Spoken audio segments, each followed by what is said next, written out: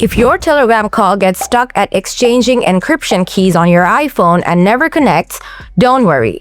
Follow the instructions and watch the video till the end on how to fix this on your iPhone. Solution 1. Disable peer-to-peer calls.